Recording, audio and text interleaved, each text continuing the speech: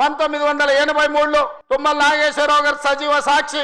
ఆనాడు అన్న పెద్దలు నందమూరి తారక రామారావు గారు యువ న్యాయవాదిగా జగిత్యాలలో న్యాయవాద పదవిని బాధ్యత నిర్వహిస్తుంటే పిలిచి భుజం తట్టి నీకు ఎమ్మెల్యే టికెట్ ఇచ్చి నీకు ఎక్సైజ్ శాఖ మంత్రి ఇస్తే సంవత్సరం తిరిగే లోపలనే అన్న ఎన్టీఆర్ ను వెన్నుపోటు పడిచి నాదెండ్ల భాస్కరరావుతోని జట్టు కట్టిన నువ్వు నాదెండ్ల భాస్కరరావు సోపతిని వదిలి కాంగ్రెస్ పార్టీలకు వచ్చి 40 సంవత్సరాలు పూర్తయింది. నేను అడుగుతున్నా పెద్ద మనిషిని, ఈ 40 ఏళ్ళు జగిత్యాల నియోజకవర్గమే కాదు కరీంనగర్ జిల్లాలో ప్రతి కాంగ్రెస్ పార్టీ కార్యకర్త 14 ఎన్నికల్లో 11 సార్లు ఎమ్మెల్యే, 3 సార్లు ఎంపీ, 1 సారి ఎమ్మెల్సీ, 14-15 సార్లు బీభావిస్తే దుఃఖాన్ని దిగముంగుకొని ఎన్టీఆర్ ను వెన్నుపోటు పడిచిన నిన్ను, నాదెండ్ల భాస్కరరావు అనుచరుడైన నిన్ను ఎమ్మెల్యేగా, ఎంపీగా, ఎమ్మెల్సీగా ఏ ఎన్నికల్లో పోటీ చేసినా వేలాది మంది కాంగ్రెస్ పార్టీ కార్యకర్తలు